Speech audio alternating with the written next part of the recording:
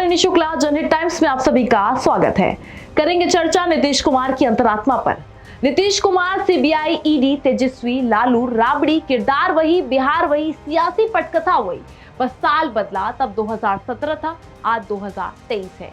वैसे बिहार के सीएम नीतीश कुमार के बारे में अब आम धारणा बन गई है कि वे कोई भी फैसला अंतरात्मा आवाज सुनकर ही करते हैं। जैसे बीजेपी के साथ जाना हो या उसका साथ छोड़ना हो या फिर महागठबंधन के साथ सटे हटने का निर्णय हो, हमेशा उन्होंने अंतरात्मा की आवाज सुनी है और उस पर अमल भी किया है। वहीं बता दें कि 2014 के लोकसभा चुनाव के पहले नरेंद्र मोदी को जब बीजेपी ने पीएम फेस पेश किया तो नीतीश कुमार ने अंतरात्मा की आवाज सुनकर ही सालों पुराने बीजेपी से बने रिश्ते को झटके में तोड़ दिया। वही फिर क्या, नया साथी उन्होंने आरजेडी को बनाया। नीतीश कुमार ऐसे फैसले लेने के बाद जब भी मीडिया से मुखातिब होते हैं तो ये जरूर कहते हैं कि अंतरात्मा की आवाज सुनकर फैसला लिया है। वैसे तो सियासी जानकार भी मानते हैं कि नीतीश कुमार की अंतरात्मा कब जाग जाए, आज भी बताना मुश्किल है। लेकिन जानकारों का मानना यह भी है कि उनकी अंतरात्मा सियासी गुणा गणित देखकर जागती है। वैसे इस बार एजेंसियों ने लालू परिवार पर शिकंजा कसना शुरू किया है।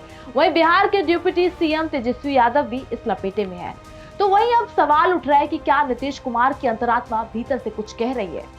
वैसे फ्लैशबैक में जाए तो नीतीश कुमार की अंतरात्मा 2017 के आते आते फिर जाग गई थी, जब सीबीआई ने तेजस्वी यादव के खिलाफ मामला दर्ज किया था। वहीं तेजस्वी यादव को जनता के बीच जाकर अपने ऊपर लगे आरोपों की सफाई देने की नीतीश कुमार ने शर्त रखी थी। चुनाव में गए बगैर तेजस्वी के लिए संभव न था। नीतीश को वह समझा नहीं पाए या नीतीश कुमार का इशारा समझ नहीं पाए और नतीजा ये हुआ कि वह झटके में नीतीश कुमार ने आरजेडी नीत महागठबंधन से रिश्ता तोड़ लिया। इतना ही नहीं, अंतरात्मा की आवाज सुनकर ही फिर उस बीजेपी के साथ सरकार बना ली जिसके सर्वमान्य नेता प्रधानमंत्री नरेंद्र मोदी तब पीएम के रूप में पहले कार्यकाल का तीसरा साल पूरा करने वाले थे। वहीं नरेंद्र मोदी के कारण ही नीतीश कुमार बीजेपी से वर्षों पुराने रिश्ते तोड़ लिए थे। लेकिन अब सवाल ये उठता है कि 2017 में जिस वजह से नीतीश कुमार ने आरजेडी से रिश्ता तोड़ा था, आज भी तो वैसी ही स्थिति है। तो ऐसे में क्या नीतीश कुमार की अंतरात्मा फिर जागेगी? वे वैसा ही निर्णय लेंगे जैसा उन्होंने 2017 में लिया था।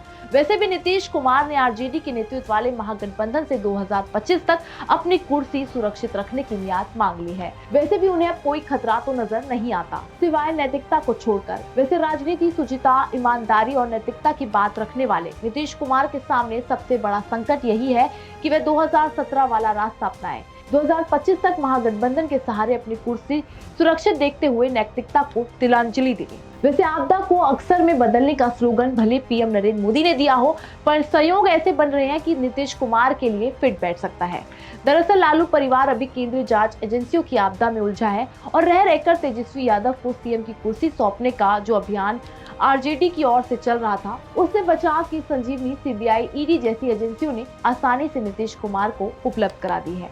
वहीं अब सीएम की कुर्सी के लिए अब ना तेजस्वी यादव की ओर से हड़बड़ी दिखती है और ना ही उनके समर्थकों के फिल वक्त मुंह खुल रहे हैं। तो 2025 तक नीतीश कुमार की कुर्सी पर अचानक उत्पन्न होने वाले खतरे की आशंका अब खत्म हो गई है, ऐसा दिखाई दे रहा है।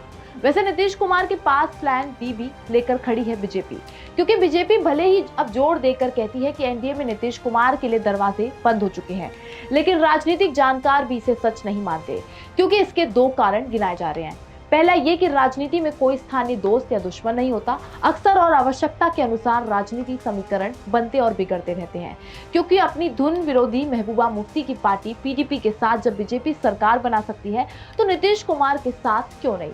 वैसे देखा जाए तो नीतीश कुमार तो बीजेपी के लिए परखे हुए साथी हैं। दूसरा कारण ये है कि नीतीश कुमार के पलटी मार स्वभाव से बीजेपी पहले से ही वाकिफ है। तो बीजेपी का प्रयास होगा कि जिस तरह से 2017 में सीबीआई के सवाल पर नीतीश ने आरजेडी से अपने को अलग कर लिया था, तो वैसा रास्ता इस बार भी वे अपना सकते हैं। वहीं एक सवाल और उठता है कि सीबीआई, ईडी की सक्रियता अचानक बढ़ गई।